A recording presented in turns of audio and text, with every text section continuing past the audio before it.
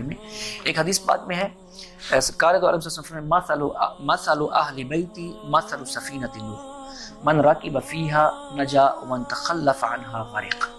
میرے اہل بیت کی مثال ایسی ہے جس طرح نوح علیہ السلام کی کشتی سفینہ کی مثال ہے.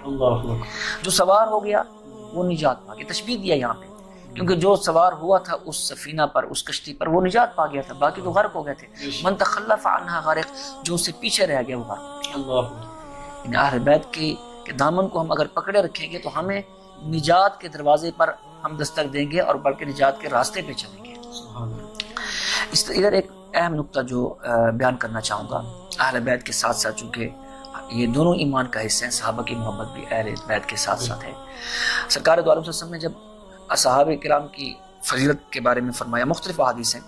ایک حدیث ہے جس کا مفہوم ہے فرمایا صحابی کا نجوم بأیہم اقتدیتم اہتدیتم.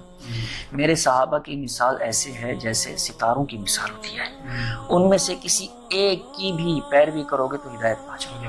کیونکہ ستاروں سے لوگ راستہ دیکھتے تھے. اب اگر ان دونوں حدیثوں کو جو میں نے ذکر کیا, ایک اہل بیت کی محبت میں اور ایک صحابہ کی محبت میں, اگر ان کو ہم ملا کے دیکھیں, پڑھیں اور غور و فکر کریں اور اس کا نتیجہ نکالیں تو آپ دیکھیں گے کہ جب بھی بندہ کوئی منزل تک جاتا ہے نا, منزل تک پہنچنے کے لیے دو چیزیں بیسک ہوتی ہیں, ایک راستہ دکھانے والا, دوسرا آپ کی سواری. تو سرکار دو علیہ وسلم نے اہل بیت کو سواری سے تشبیہ دی کہ اگر اللہ اور اس کے رسول تک رسائی حاصل کرنی ہے اہل بیت کا دامن بھی نہ چھوڑیں, اور صحابہ کو نجوم ستاروں سے تشبیہ دی ہے.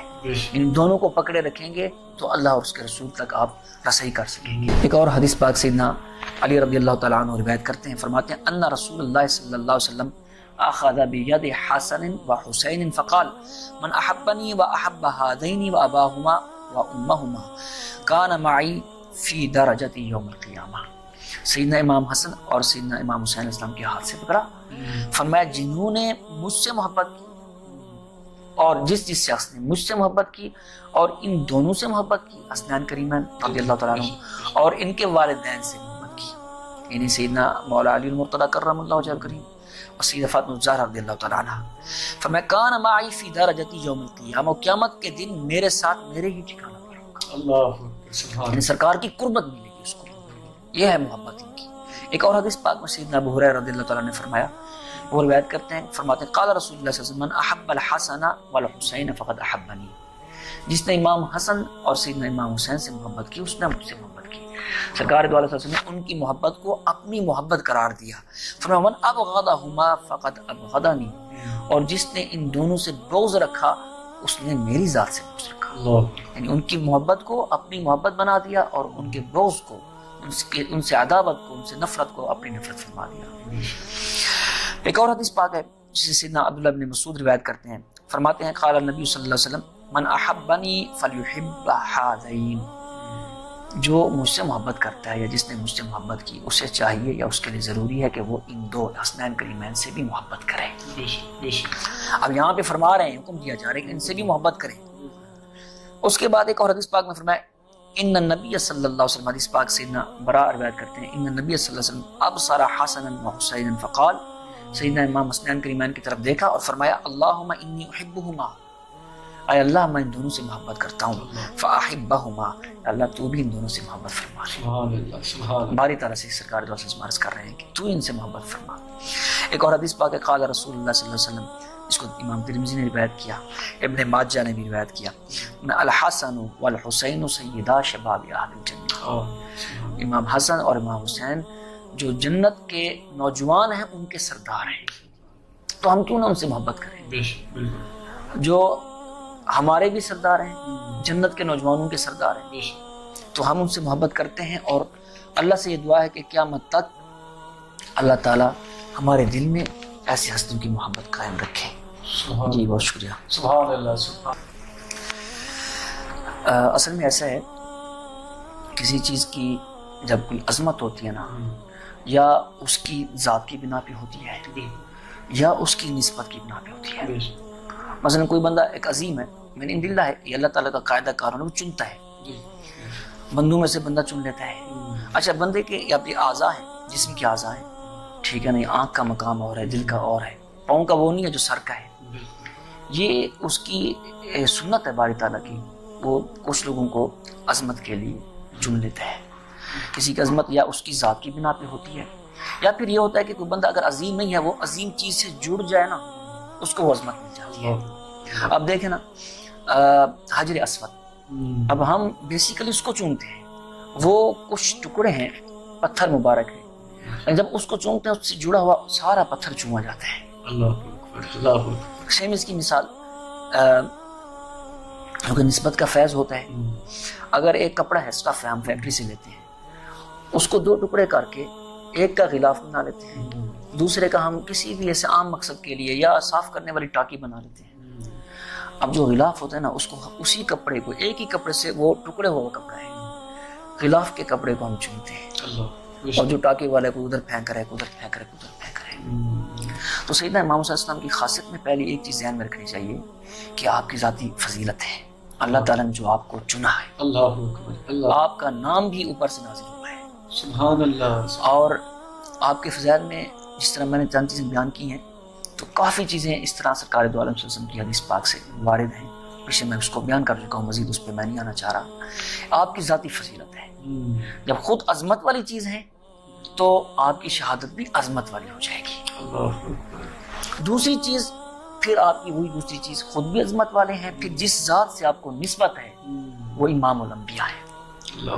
مخلوق میں آپ سے افضل اور عظمت والی کوئی ذات ہی نہیں سرکار کو سے کر کے. تو آپ نواسے رسول ہیں, ٹھیک ہے نا, یہ آپ کی خاصیت ہے شہادت کی, ٹھیک ہے نا.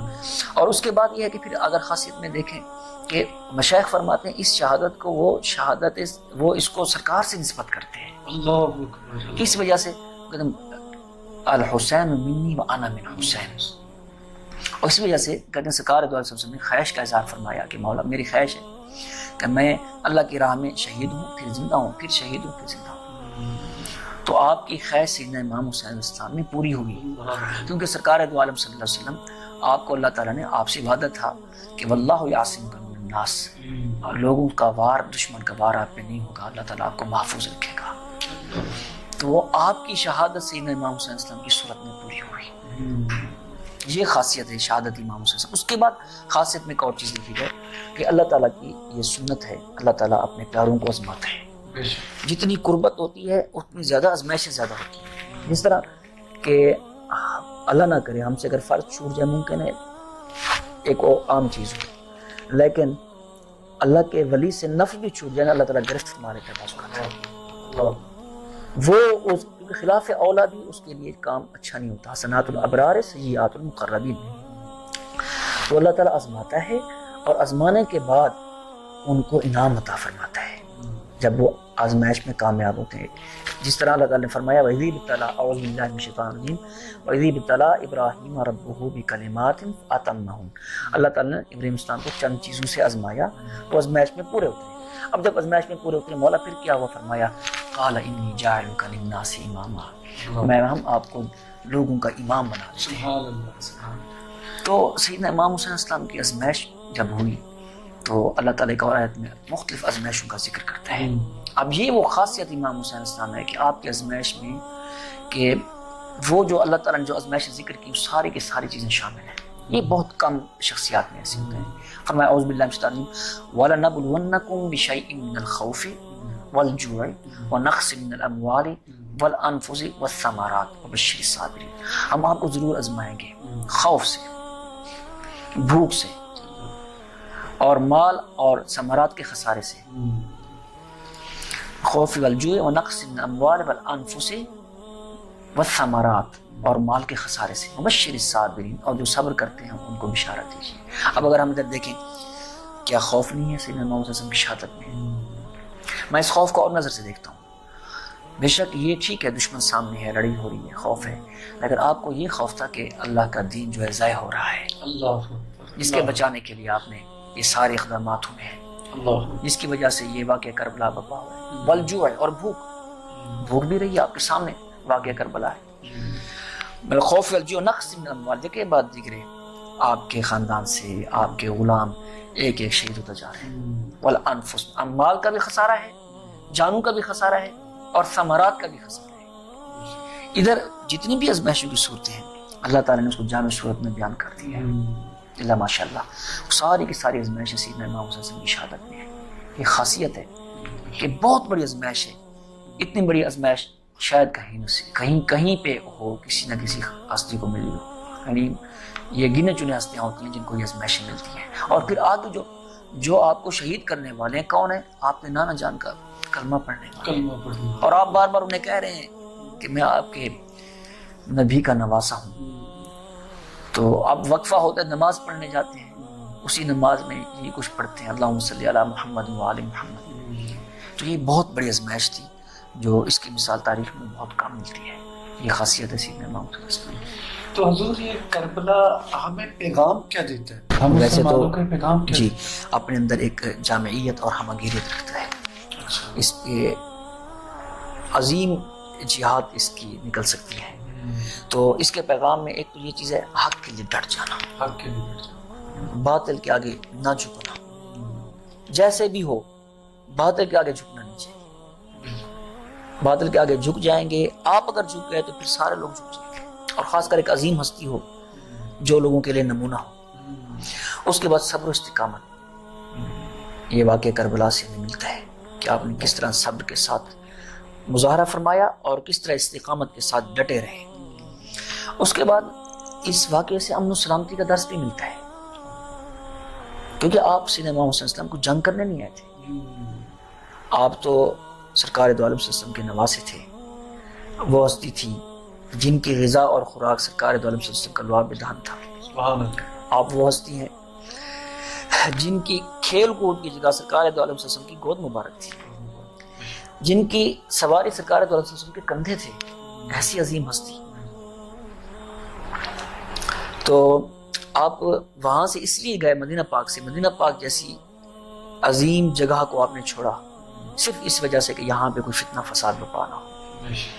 اور الگ سے الگ تھلگ ہو کے ایک سائڈ پہ وہاں پہ آپ تشریف لے گئے تاکہ وہاں جا کے یہ جو مسائل ہیں فتنہ فساد کے یہ ختم ہو جائیں اور میں سکون کے ساتھ امن و سلامتی کے ساتھ اپنی زندگی بسر کروں. لیکن وہاں پہ پھر ان لوگوں نے وہاں بھی آپ کا پیچھا نہ چھوڑا اور ایک عظیم مارکہ کربلا برپا ہوا. اللہ اکبر.